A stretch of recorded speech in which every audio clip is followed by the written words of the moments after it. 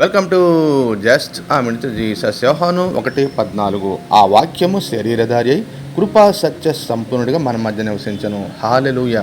వాక్యమైనటువంటి యేసుక్రీస్తు ప్రభుల వారు తండ్రితో గొప్ప మహిమను, మహామహిమను, కెరూబులు, సెరాపులు, దేవుని యొక్క దూతలు నిత్యము ఆరాధించబడే యేసుక్రీస్తు ప్రభుల వారు మానవ శరీరాకారంగా ఈ భూమి మీద జన్మించడం జరిగింది.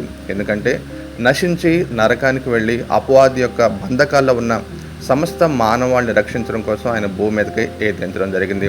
వాస్తవానికి దేవుడు మానవునితో నిత్యము సహవాసాన్ని కోరుకున్నాడు. అందుకే ఏదైనా వనంలో అవ్వ ఆదాములతో నిత్యము సహవాసం చేయడం జరిగింది.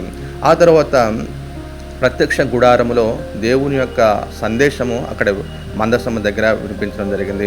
ఆ తర్వాత సొలొమోను కట్టించినటువంటి దేవుని యొక్క మందిరావరణంలో దేవుని యొక్క కనుదృష్టి, దేవుని ప్రజలు దేవుని సన్నిధిని సమీపించినప్పుడల్లా దేవుని నిత్యము మాట్లాడేది. కాబట్టి అతి శ్రేష్టమైన సమయము ఈ భూమి మీద ఏదైనా ఉందంటే అది దేవుని సన్నిధి మాత్రమే. ఆమేన్.